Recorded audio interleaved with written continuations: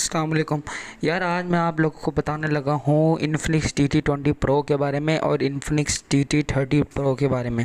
क्योंकि Infinix GT20 pro अगर देखा जाए ना तो 1 लाख रुपए में पिछले साल ये लॉन्च हुई थी ये डिवाइस, 2024 की डिवाइस। और अब इसका नया मॉडल इन्फिनिक्स GT30 प्रो भी पाकिस्तान में बहुत जल्द आने वाला है।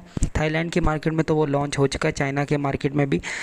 तो वो पाकिस्तान में बहुत जल्द लॉन्च होने वाला है। 1,10,000 से 1,20,000 के दरमियान इसकी जो है ना वो प्राइस के जो है ना प्राइस ब्रैकेट सोचिए। कुछ लोगों के जहन में जो है ना ये सवाल ज़रूर होगा कि अब जो है वो, हालांकि ये जो है ना दोनों एंड्रॉयड डिवाइसेस है ना, तो कुछ लोगों के जो है ना जहन में होगा कि इन्फिनिक्स GT20 प्रो को तो अब 1 साल से ज़्यादा हो गया है, अब जो है ना वो अपनी परफॉर्मेंस डाउन कर देगी।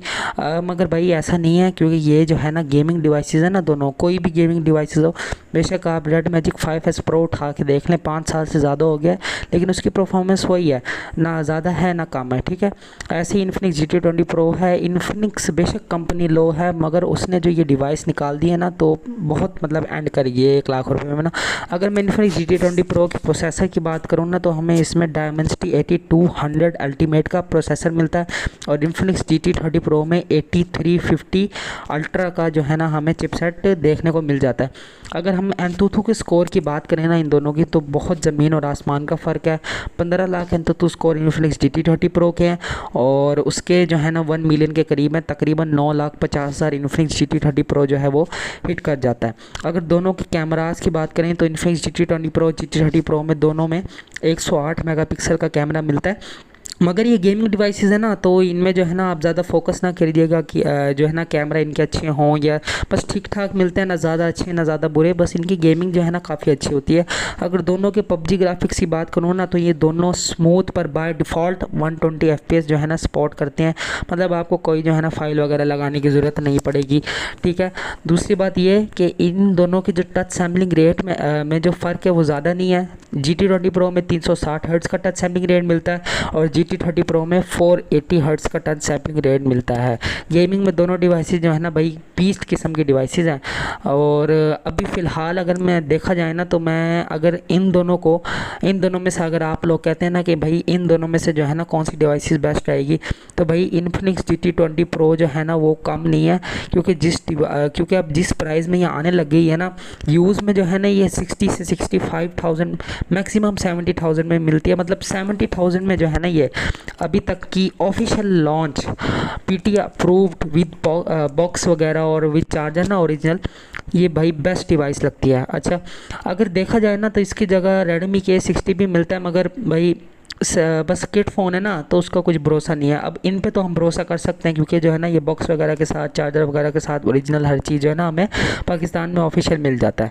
ठीक है, अगर इनकी कैमरा की वीडियो रिकॉर्डिंग की बात करूँ ना दोनों की, तो भाई ये दोनों डिवाइसेस 4K 60 FPS जो है ना भाई अपने सपोर्ट करती हैं। ठीक है, अच्छा अगर मैं जो है ना इनकी TDM कनेक्टिविटी की बात करूं, तो भाई दोनों की अंत कनेक्टिविटी हैं, और मैंने काफ़ी दफ़ा जो है ना FPS मीटर के साथ भी जो है ना अपने दिखाया है। तो भाई ये दोनों ही डिवाइसेस जो हैं 110 प्लस, बल्कि 100 TDM में तो 115 प्लस FPS देती हैं विदाउट कूलिंग फ़ैन। अगर आप AC के नीचे बैठे हो या पंखे के नीचे भी बैठे हो ना, तो भाई ये 115 प्लस 110 प्लस FPS देती हैं। ठीक है, अगर कूलिंग फ़ैन अगर आपको चाहिए ना, तो कूलिंग फ़ैन 2200 से 2300 का जो है ना दरमियान आपको द्रास पे ना मीमो CX07 मिल जाता है। मीमो CX07 भाई बेस्ट कूलिंग फ़ैन है। और हैंड फ्री मैं जो यूज़ करता हूँ वो रोनिन R9, वो भी 700-800 की जो है ना मिल जाती है। भाई इसकी क्लियर साउंड है, क्लियर वॉइस है। ठीक है, अच्छा अब GT20 प्रो जो है वो फ़िलहाल जो GT30 प्रो में प्राइस में भी बेहतर है, प्रोसेसर में GT30 प्रो अच्छा है, लेकिन FPS भी GT20 प्रो भाई बहुत ठीक ठाक दे देता है। ऐसा नहीं है एंटूटू स्कोर जो GT20 प्रो हिट करता है 1 मिलियन के करीब वो बेकार है, या ये नहीं भाई, बहुत अच्छे FPS हैं।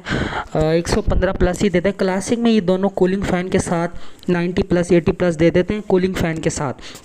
विदाउट कूलिंग फ़ैन तो ये 70-80 पे भी चले जाते हैं, क्योंकि जब प्रोसेसर हीट करता है तो फिर ज़ाहिर सी बात है FPS ड्रॉप होते हैं, और फिर प्रोसेसर को हीटिंग से बचाने के लिए ज़ाहिर सी बात है आपको कूलिंग फ़ैन इस्तेमाल करना ज़रूरी है। वो आप मीमो CX07 ले सकते हो। ठीक है, बाकी भाई अगर किसी को अभी तक यकीन नहीं है ना कि इन्फिनिक्स GT20 प्रो की परफॉर्मेंस वही है, तो मैं अगले जो है ना वीडियो में उसका FPS टेस्ट कर दूँगा, मुझे प्लीज़ बता दिएगा।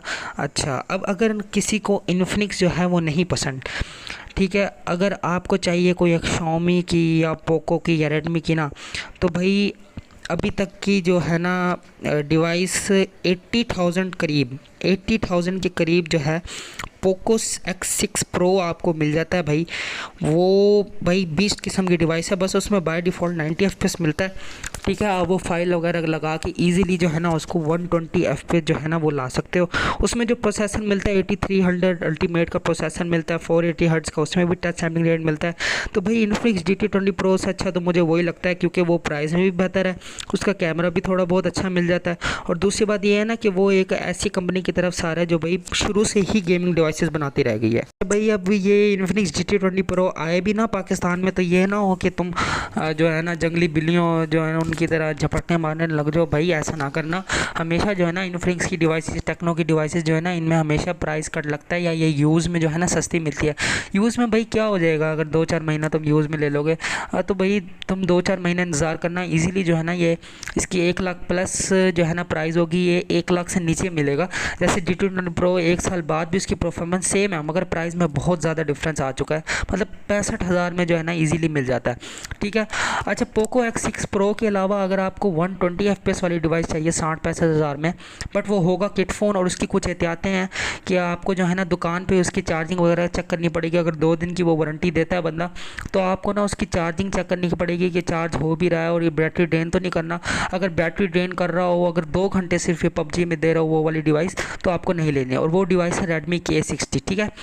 उसमें 8+ Gen 1 का जो है वो मिलता है, प्रोसेसर मिलता है, ठीक है। 120 FPS बाय डिफ़ॉल्ट वो डिवाइस देती है, और FPS भी उसके कूलिंग फ़ैन के साथ ठीक ठाक मिल जाता है, और 100+ उसके DDMA मिल जाते हैं इजीली, ठीक है। वो भी आप देख सकते हो, मगर वो है किट फ़ोन, उसका ना PTI अप्रूव्ड का पता है, ठीक है। और उसमें जो है ना ग्रीन लाइन इशू भी आ सकता है। बाकी यार ठीक है, अल्लाह हाफिज़, लाइक सब्सक्राइब कर देना, थैंक यू।